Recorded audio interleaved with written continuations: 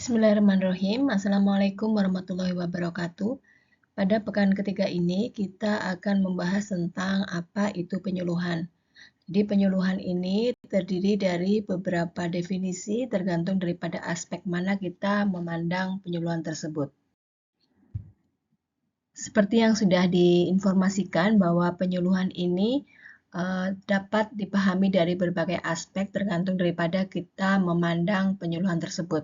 Yang pertama, penyuluhan sebagai penyebar luasan informasi, sebagai penjelasan atau penerangan, pendidikan non-formal, sebagai upaya untuk perubahan perilaku, sebagai upaya rekayasa sosial, pemasaran inovasi atau pemasaran sosial, kemudian penyuluhan sebagai cara untuk mengubah perilaku individu dan sebagainya, kemudian sebagai community empowerment atau pemberdayaan masyarakat, penguatan komunitas atau community strengthening, dan sebagai cara komunikasi pembangunan. Yang pertama adalah penyuluhan sebagai penyebar luasan informasi.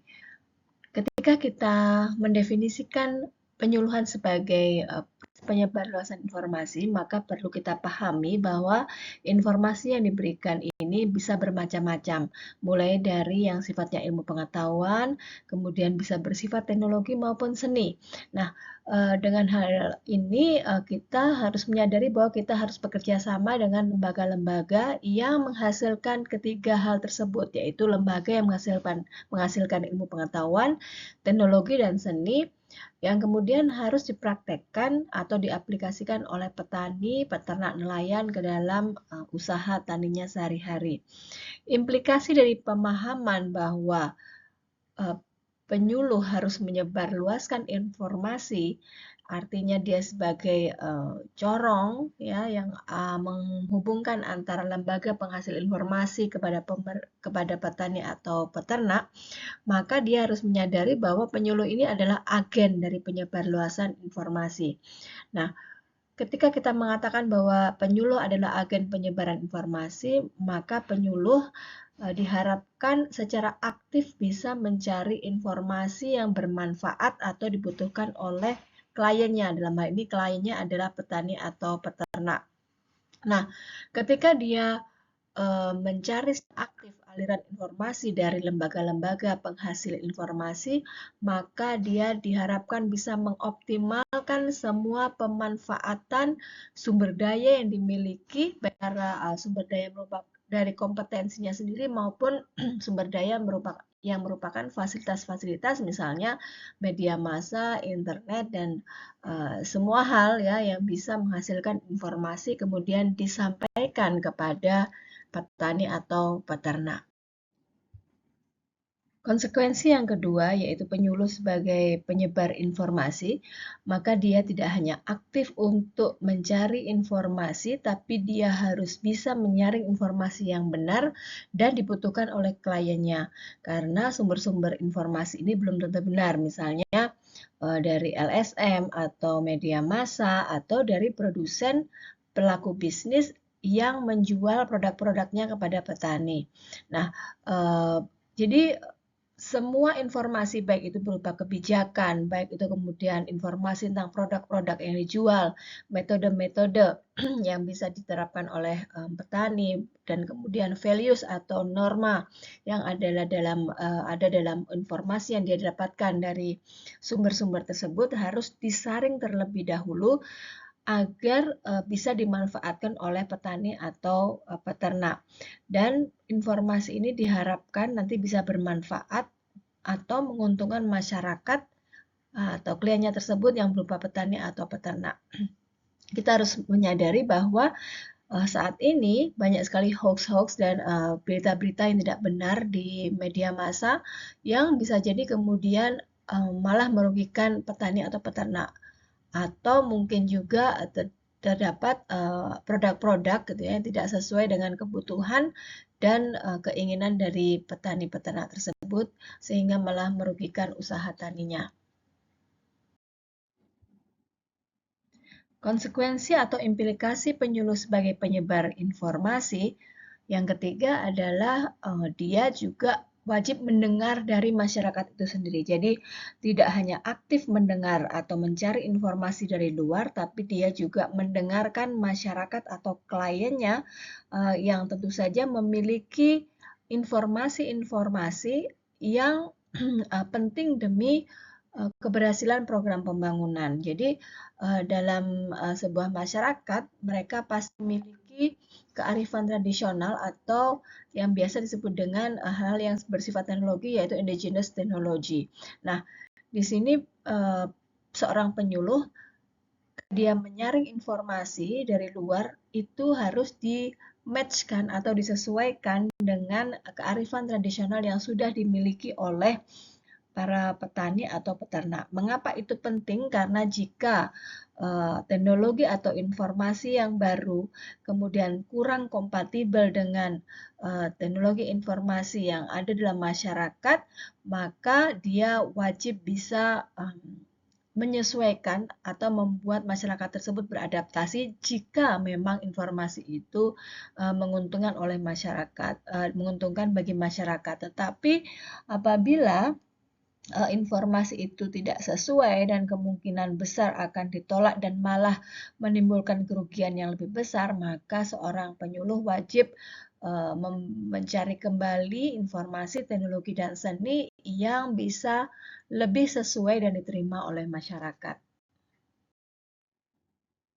Ya, di sini saya mencontohkan sebuah kearifan lokal atau indigenous technology yang berupa kalender Pranata Mangsa. Jadi kalender Pranata Mangsa ini adalah kalender yang sifatnya dalam tanda kutip abadi, yaitu yang bisa digunakan sebagai panduan petani untuk menanam tanaman yang sesuai dengan musim dan iklim berdasarkan periode-periode tertentu. Nah,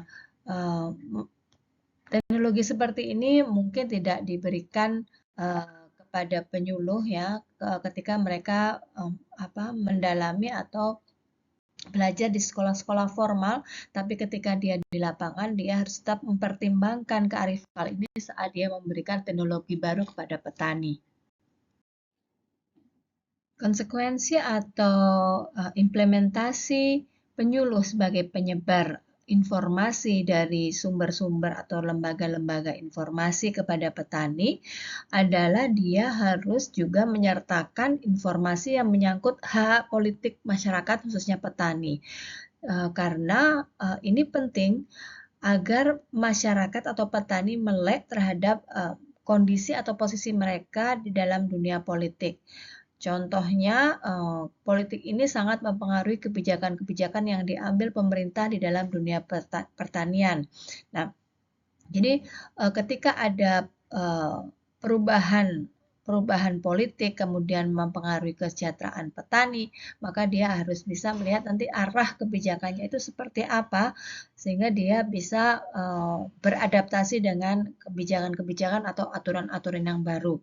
Dan ketika petani itu memahami tentang kebijakan yang baru, aturan yang baru, maka ini akan lebih mudah bagi penyuluh untuk memberikan program-programnya yang sesuai dengan keinginan serta kebutuhan mereka. Tentu saja ini tidak selalu berjalan mulus. Kadang-kadang ketika petani atau peternak memahami arah kebijakan, ini bisa jadi juga menimbulkan konflik-konflik tertentu.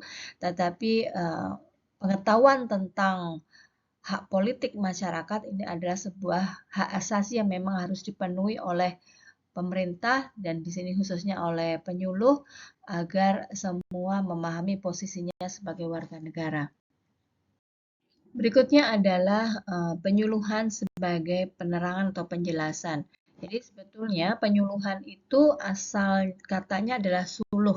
Suluh itu adalah sebuah penerangan yang ada dalam kegelapan dari bahasa Jawa. Jadi sebetulnya penyuluhan ini adalah proses untuk memberikan penerangan kepada masyarakat khususnya petani dari sesuatu yang tidak diketahui untuk diterapkan dalam kehidupan atau usaha taninya agar mendapatkan keuntungan melalui produksi atau pembangunan pertanian tersebut. Nah, konsekuensi dari penyuluhan sebagai penerangan atau penjelasan, maka penyuluh ini bukan hanya menyampaikan kemudian ditinggal begitu saja, tapi penyuluh harus terus menerangkan atau menjelaskan informasi-informasi yang dibutuhkan oleh petani sampai benar-benar yang pertama dia memahaminya, kemudian dia menghayati dan kemudian setuju terhadap apa informasi yang harus dia lakukan dan kemudian dia juga melaksanakan informasi teknologi serta apapun yang diberikan oleh penyuluh itu dengan sukarela. Berikutnya adalah mendefinisikan penyuluhan sebagai pendidikan non-formal di luar sekolah. Jadi kita sudah mengetahui bahwa ada beberapa jenis pendidikan non-formal, informal, dan formal. Dan apa yang kita lakukan sekarang adalah pendidikan yang formal. Dengan penyuluhan sebagai sistem pendidikan non formal memiliki karakteristik-karakteristik atau ciri-ciri tersendiri yang sangat berbeda dengan pendidikan formal. Yang pertama, dia tetap terencana atau terprogram, tetapi tidak seperti halnya dengan pendidikan formal, dia bisa dilakukan di mana saja.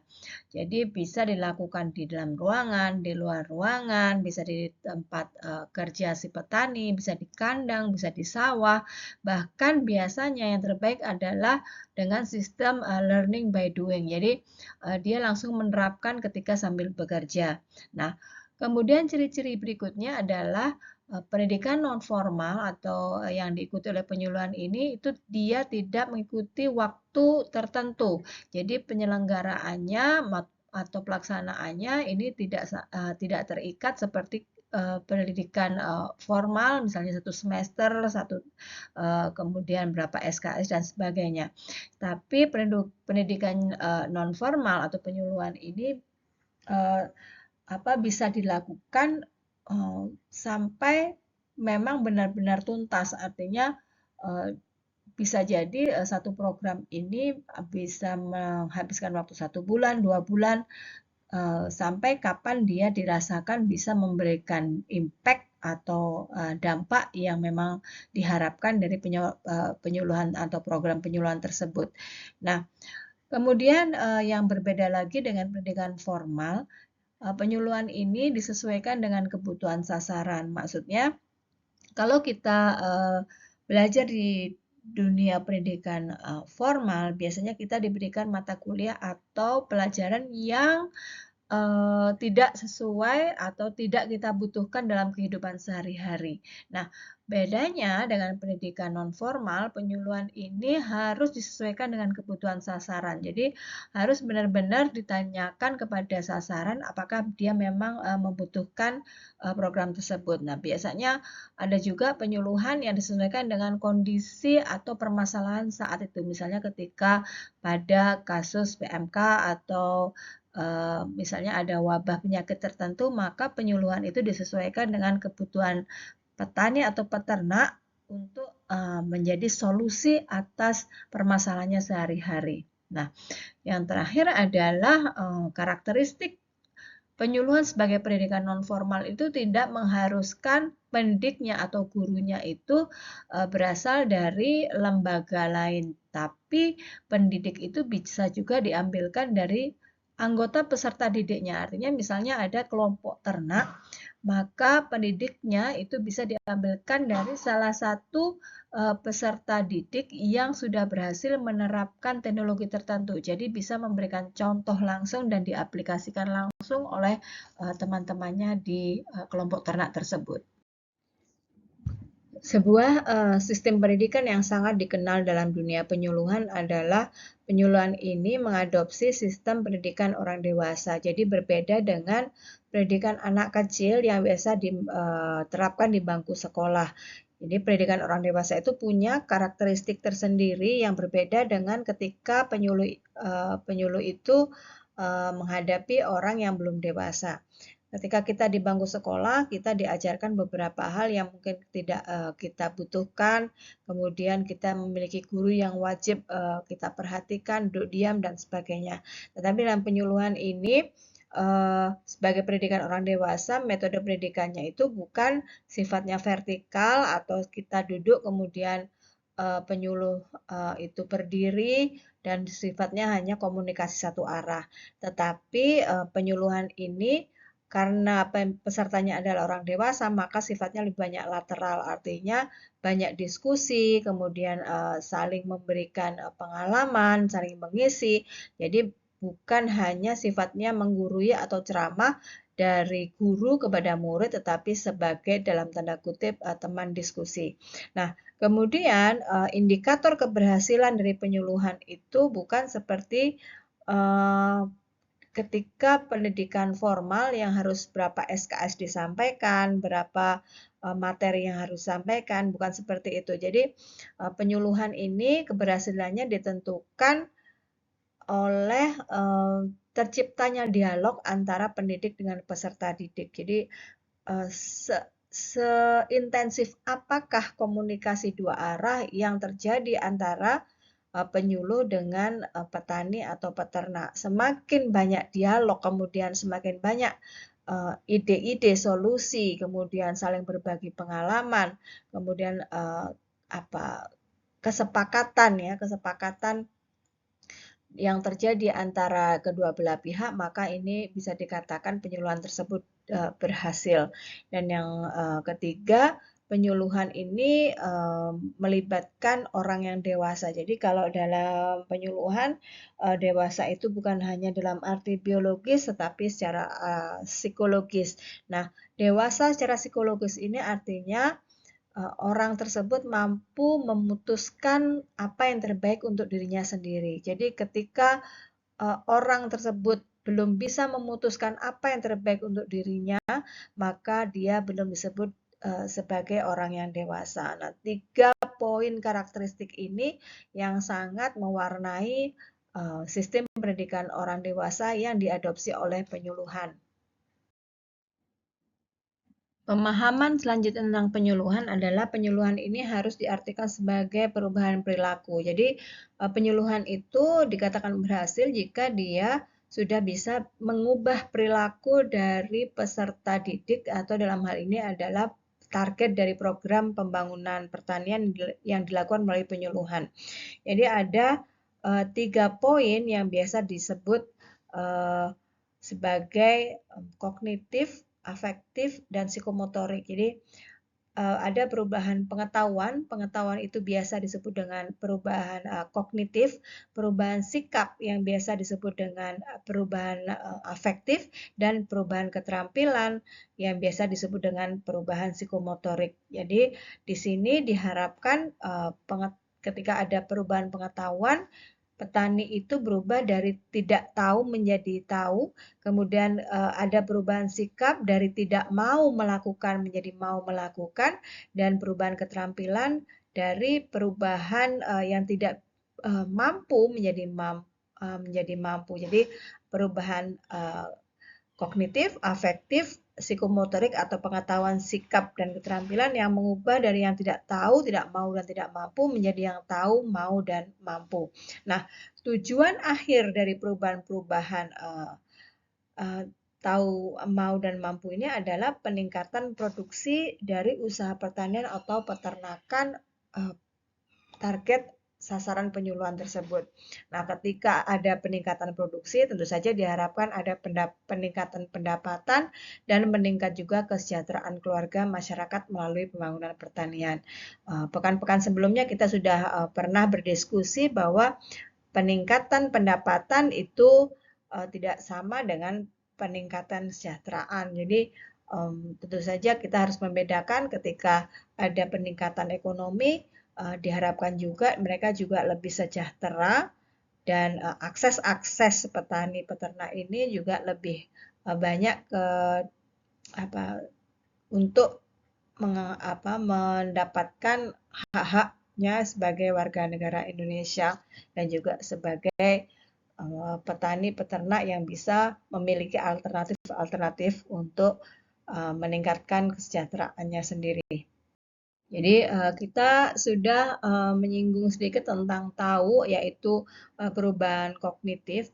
Nah, ketika kita mengatakan tahu bahwa ini bukan berarti hanya sekedar tahu saja, tetapi memahami dengan benar gitu ya. Apa sih teknologi dan informasi yang disampaikan oleh penyuluh kepada dia. Jadi dia bukan hanya sekedar mengetahui ada informasi A, B, C, tapi dia juga memahami apa sih inti atau yang disampaikan, prinsip-prinsip yang disampaikan dalam informasi tersebut. Nah, ketika seseorang dalam kondisi mengetahui, maka dia tidak hanya sekedar hanya bisa tahu saja, tetapi diharapkan dia sudah bisa menganalisis, mensintesis, mengevaluasi tentang informasi yang disebutkan atau disampaikan kepada dirinya. Jadi dia sudah bisa menganalisis, oh jadi jika A maka B. Kemudian dia menyimpulkan ketika A maka B, maka kesimpulannya adalah ini menguntungkan atau tidak. Gitu ya. Jadi dia sudah bisa mengetahui komponen-komponen yang ada dalam informasi tersebut, kemudian dia bisa menyimpulkannya dan mengevaluasinya apakah itu menguntungkan atau tidak bagi dia. Dari tahap pengetahuan ini atau tahap kognitif ini diharapkan dia menuju pada tahap berikutnya yaitu tahap afektif, yaitu mau melakukan apa yang disampaikan oleh penyuluh. Nah, setelah dia bisa mengevaluasi hal ini menguntungkan atau tidak bagi dia, maka dia bisa sampai pada tahap mau. Di tahap mau atau bersikap sukarela terhadap informasi yang diberikan oleh penyuluh. Jadi dengan adanya petani atau peternak masuk ke tahap afektif, dia ini dengan sukarela atau dengan kemauan sendiri bisa memahami, menghayati, dan mau menerapkan segala informasi yang baru yang diberikan kepada dirinya. Karena dia tahu bahwa ketika dia menerapkan informasi-informasi tersebut, maka dia akan mengalami peningkatan produksi, peningkatan pendapatan, dan bisa mengalami perbaikan kesejahteraan. Sehingga dengan demikian dia tidak merasa dipaksa untuk melakukan dan segala sesuatu jika dilakukan dengan sukarela biasanya berdampak lebih baik daripada jika dia dilakukan secara terpaksa. Ya, fase terakhir adalah mampu atau ada perubahan psikomotorik, yaitu di sini petani atau peternak terampil dalam melakukan kegiatan atau mengaplikasikan informasi yang sudah diberikan oleh penyuluh ke dalam kegiatan usaha pertanian atau peternakannya. Nah, dengan demikian ketika dia sudah terampil, maka dia bisa meningkatkan kehidupan ekonomi dan kesejahteraannya sendiri. Namun ada satu yang sangat penting adalah ketika peternak atau petani ini sudah mampu mengaplikasikan informasi tersebut, diharapkan sudah tidak tergantung lagi kepada penyuluh.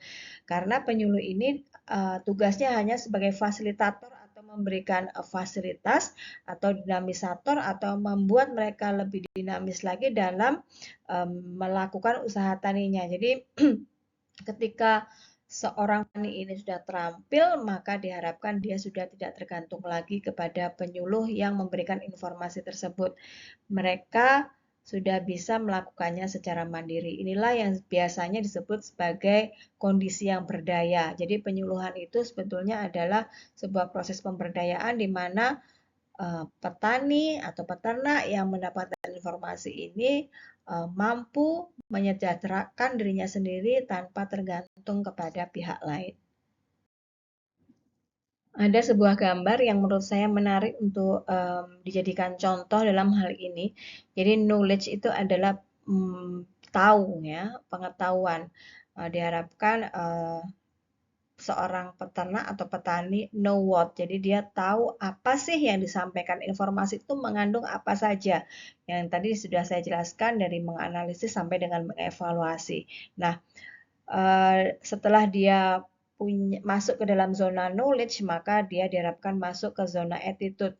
Di dalam zona attitude ini dia mengetahui mengapa dia harus mengaplikasikan informasi tersebut, mengapa dia harus mengaplikasikan teknologi tersebut.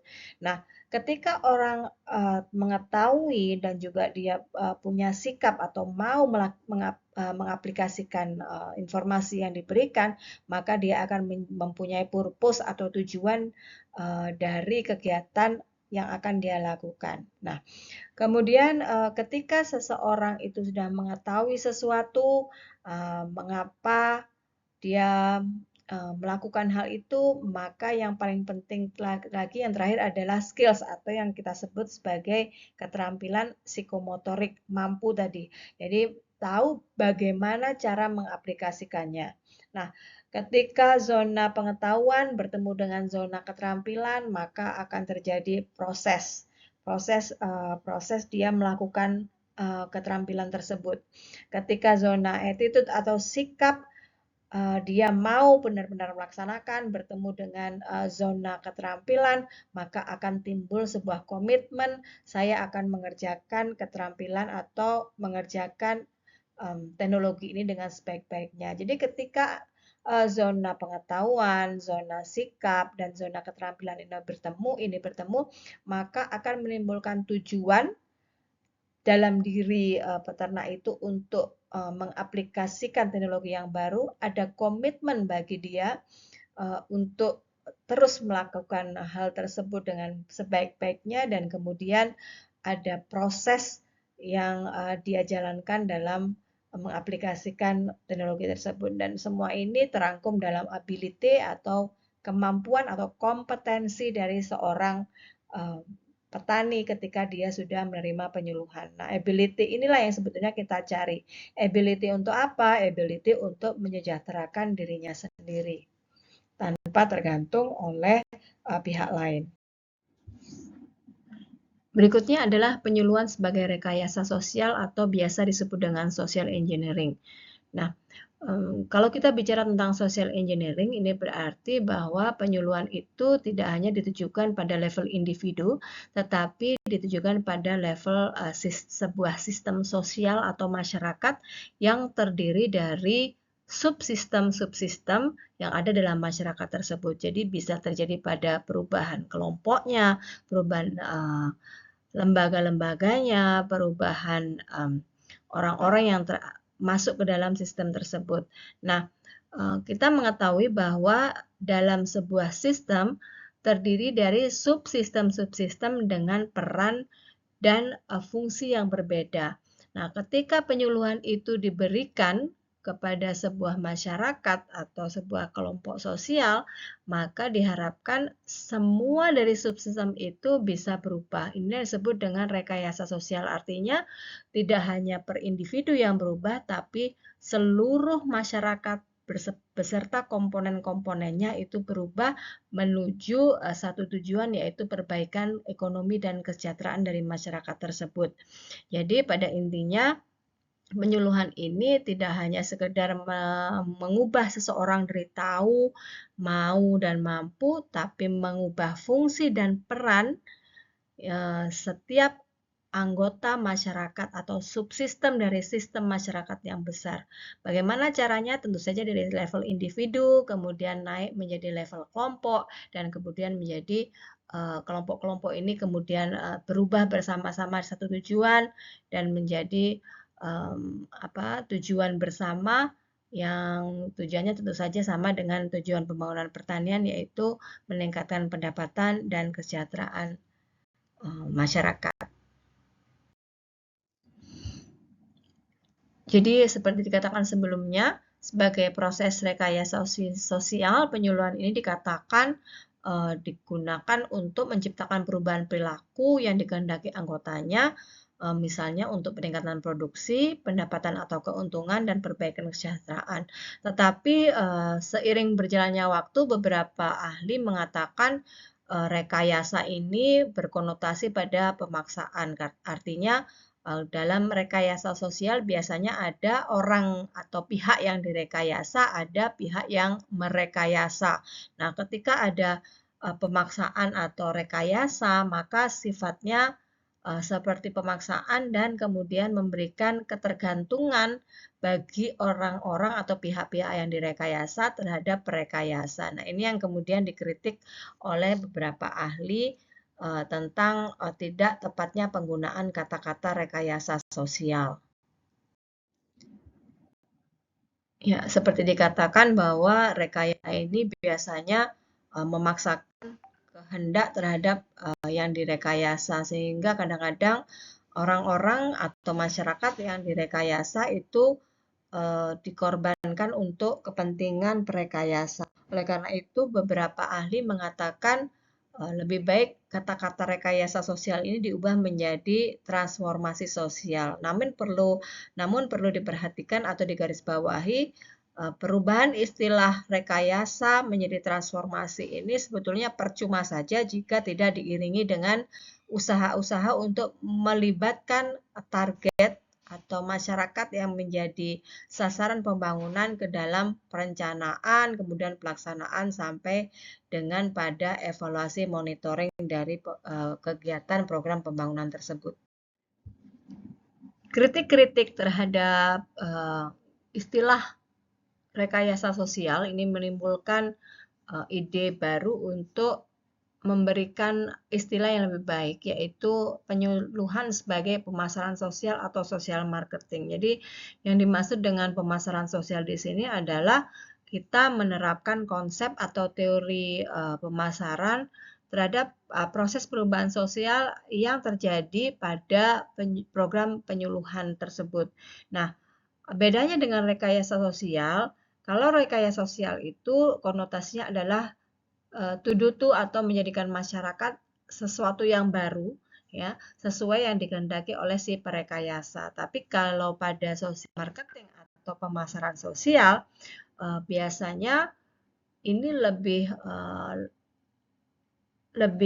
manusiawi, ya, seperti ketika kita memasar sesuatu kepada konsumen. Jadi proses pemasaran sosial ini adalah bersifat menawarkan apapun itu, apa itu teknologi, apakah informasi kepada masyarakat atau pengguna.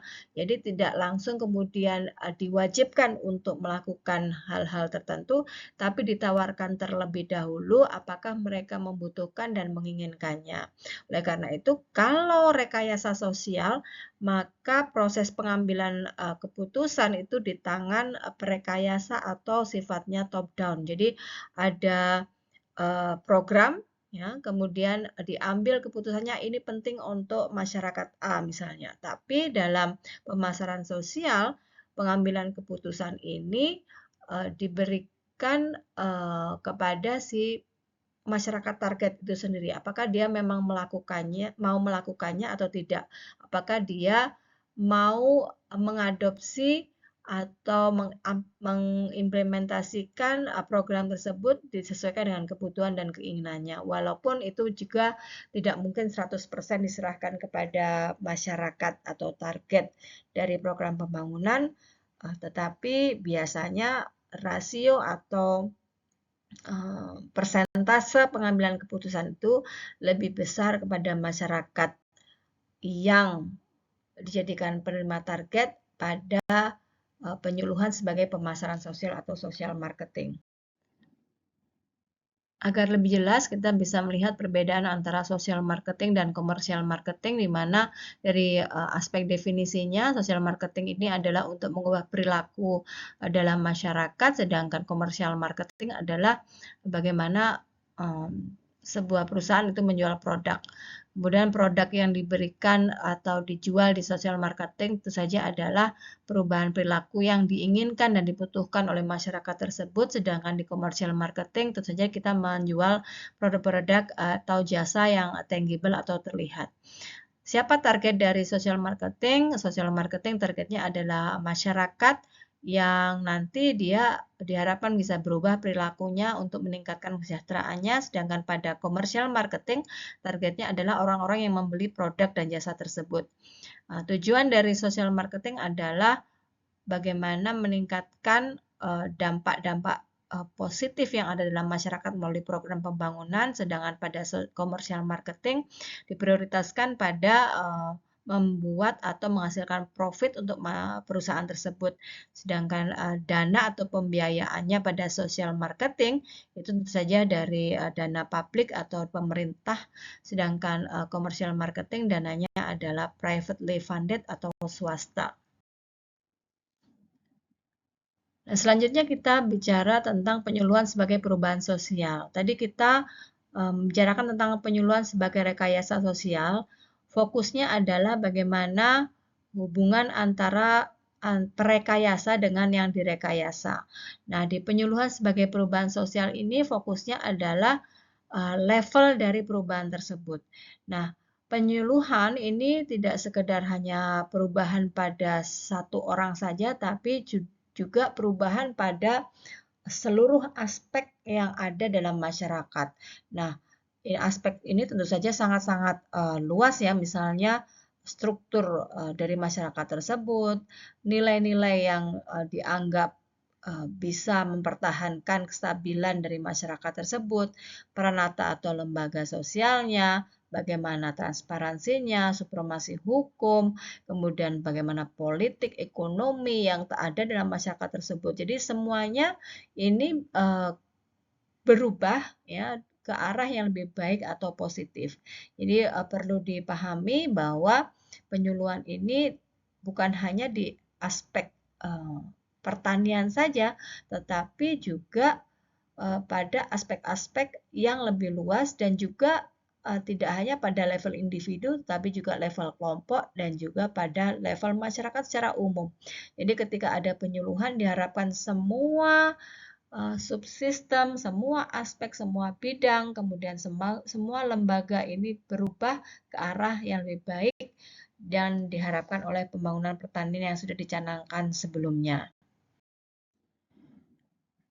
Di gambar ini kita melihat bahwa perubahan sosial itu bisa dipengaruhi oleh 3 hal. Yang pertama, inovasi sosial, yaitu perubahan-perubahan baru dalam kehidupan bermasyarakat, biasa berupa norma atau nilai-nilai yang dianut oleh masyarakat tersebut. Yang kedua adalah teknologi. Teknologi ini tentu saja kita sudah menyepakati bahwa teknologi ini sangat-sangat besar pengaruhnya terhadap perubahan masyarakat. Dan kemudian ada perubahan atau inovasi-inovasi dalam organisasi-organisasi masyarakat maupun swasta. Jadi aturan-aturan, kemudian bagaimana mereka menjalin kerjasama, baik itu melalui kelembagaan sosial, melalui kelembagaan private atau swasta, ini semua sangat berpengaruh kepada perubahan sosial.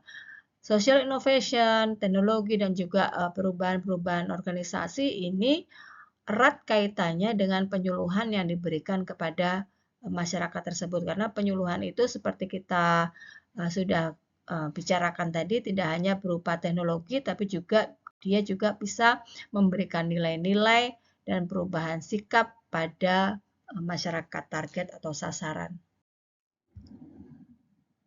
Pada pemahaman berikutnya adalah penyuluhan sebagai pemberdayaan masyarakat atau community empowerment. Ini adalah sebuah definisi yang menurut saya paling tepat dari penyuluhan itu sendiri. Jadi penyuluhan itu tidak hanya mengubah masyarakat, tapi juga memberdayakan masyarakat. Apa sih memberdayakan ya?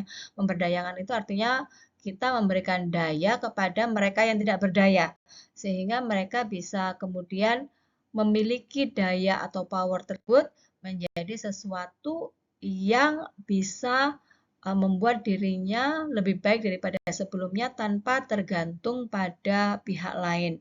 Jadi dalam hal ini ketika penyuluhan itu adalah pemberdayaan masyarakat, maka mereka diharapkan bisa berpartisipasi secara aktif terhadap keseluruhan proses pembangunan atau penyuluhan mulai awal sampai akhir, mulai dari proses perencanaan, pelaksanaan, monitoring maupun evaluasi. Jadi mereka turut berpartisipasi mulai awal sampai akhir dan bisa bekerja sama dengan pihak-pihak stakeholders yang lain. Sehingga mereka pada akhirnya tidak tergantung lagi pada pihak penyuluh atau pemerintah ketika mereka sudah selesai diberikan program tersebut. Jadi dengan sendirinya mereka bisa memecahkan masalah sendiri dan kemudian mencari solusi-solusi yang terbaik bagi diri mereka. Inilah inti dari community empowerment atau pemberdayaan masyarakat. Penyuluhan harus bisa membuat petaninya berdaya, memecahkan masalah mereka sendiri, dan kemudian tidak tergantung kepada pihak lain. Dan kemudian penyuluhan sebagai penguatan komunitas atau community strengthening ini adalah menurut saya adalah satu aspek dari community empowerment ya. Jadi dengan adanya keberdayaan dari masyarakat target, dia bisa meningkatkan atau menguatkan kapasitas dirinya.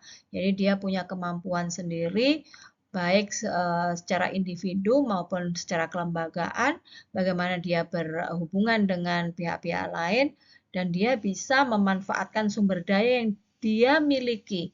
Jadi dia bisa punya kompetensi untuk mengenali potensinya. Dia juga bisa memanfaatkan sumber daya yang mereka miliki untuk menyejahterakan dirinya secara lebih efektif dan efisien.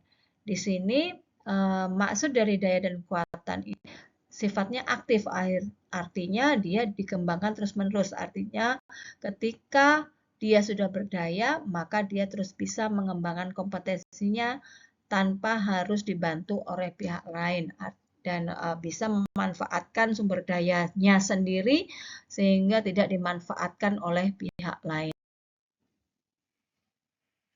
Untuk mencapai tujuan penyuluhan sebagai community strengthening, biasanya seorang penyuluh bisa mengadopsi gambar-gambar seperti ini. Jadi dia melibatkan para petani, peternak untuk menggambarkan kondisinya masing-masing. Di sini Anda bisa melihat apa sih yang harus dilakukan, kemudian kolaborasi apa yang harus dilakukan atau kepada siapa mereka bisa bekerja sama, kemudian apa keinginan mereka, apa yang program apa yang kemudian harus mereka lakukan sampai kemudian pada tujuan akhir yang mereka harapkan. Nah, gambar-gambar sederhana ini biasanya digunakan oleh penyuluh untuk menggambarkan apa yang terjadi dalam masyarakat itu sendiri dengan lebih mudah dan lebih menyenangkan daripada ketika harus berdiskusi secara serius. Nah, ini bisa menjadi salah satu cara untuk memberikan penyuluhan dan sekaligus menggali apa keinginan, kebutuhan dan permasalahan dari masyarakat yang akan kita berikan penyuluhan tersebut. Dan yang paling penting adalah penyuluhan ini selalu menggunakan komunikasi sebagai alat penyebar luasan informasi dan sebagai alat untuk melakukan proses-proses pembangunan. Jadi kalau kita menyatakan bahwa penyuluhan sebagai komunikasi pembangunan ini adalah hal yang paling mendasar karena semua definisi-definisi di atas itu membutuhkan komunikasi. Dan sebagai rangkuman, penyuluhan ini tentu saja tidak hanya sebagai cara kita atau penyuluh itu memberikan informasi pembangunan, tapi juga menumbuh kembangkan partisipasi yang ada dalam masyarakat. Jadi partisipasi secara sukarela, kemudian dia bisa meningkatkan kemampuannya sendiri, dan bisa mengetahui, menggali potensinya, dan dia tahu kesempatannya, aksesnya dalam masyarakat sehingga dia lebih banyak bisa berpartisipasi dalam pembangunan. Nah, partisipasi ini seperti dikatakan di slide-slide sebelumnya, yaitu dimulai dengan pengambilan keputusan tentang pentingnya pembangunan bagi dirinya sendiri dan masyarakatnya, kemudian dia ikut merencanakan, ikut melaksanakan, memantau dan evaluasi, dan yang terakhir tentu saja dalam berpartisipasi ini dia berhak untuk memanfaatkan hasil-hasil pembangunan itu dengan porsinya. Artinya ketika dia sudah melakukan pembangunan, maka dia juga harus dapat memanfaatkan hasil pembangunan tersebut. Jadi dalam arti dia bukan dimanfaatkan, tetapi juga pengambil manfaat dari proses pembangunan. Ada beberapa hal yang perlu digarisbawahi dari pembahasan di atas. Yang pertama, penyuluhan pertanian ini adalah bagian yang tidak bisa dipisahkan dari proses pembangunan masyarakat dalam arti luas.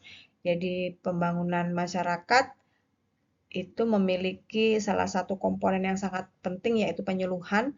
Kemudian penyuluhan ini sifatnya lateral, nggak boleh menggurui yang sifatnya vertikal. Antara penyuluh dengan masyarakat target itu harus setara, dalam arti harus banyak diskusi, kemudian berbagi pengalaman. Bahkan penyuluh pun dikatakan sebagai pihak yang juga ikut belajar dari petani. Kemudian penyuluhan ini bukan kegiatan yang karitatif atau kegiatan yang sifatnya belas kasihan saja kepada masyarakat target, tetapi dia harus bisa memberdayakan, di mana dalam pemberdayaan ini petani atau peternak di masa selanjutnya setelah program itu selesai sudah harus bisa menemukan, menggali potensi diri mereka sendiri dari masyarakat mereka sendiri, kemudian tahu bagaimana cara memanfaatkan sumber daya yang mereka miliki, dan kemudian di masa yang akan datang bisa memecahkan masalah-masalahnya sendiri tanpa ada ketergantungan kepada pihak lain. Yang terakhir adalah pembangunan pertanian melalui penyuluhan ini harus bisa memperbaiki produktivitas pertanian atau peternakan, meningkatkan pendapatan, dan meningkatkan kehidupan kesejahteraan petani secara berkelanjutan. Apa itu berkelanjutan? Artinya dalam masa yang akan datang dia akan tetap bisa dipertahankan tanpa merusak ekosistem lingkungan yang ada dalam kehidupan masyarakat petani dan peternak. Demikian materi tentang pengertian penyuluhan yang merupakan materi di pekan ketiga. Semoga bisa dipahami. Terima kasih. Wassalamualaikum warahmatullahi wabarakatuh.